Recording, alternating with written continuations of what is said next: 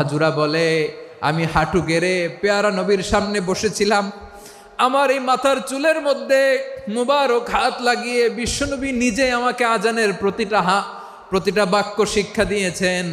বিশ্বনবীর মোবারক হাত, পবিত্র হাত আমার মাথার চুলের যেই জায়গায় লেগেছে, আমি চাই ওই চুলগুলা নিয়ে আমি আমার কবরের ভিতরে যাব।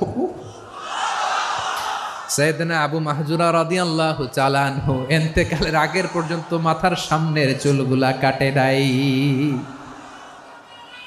মাথার সামনের চুল তিনি কাটেন নাই। সুবহানাল্লাহি বিহামদি। কেমন ভালোবাসতেন বিশ্বনবী সাহাবীদেরকে, সাহাবারা কেমন ভালোবাসতেন বিশ্বনবীকে।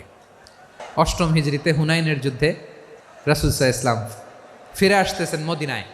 পথিমধ্যে বেলাল রাদিয়াল্লাহু তাআলা আনহু আজান দিচ্ছেন। কি দিচ্ছেন?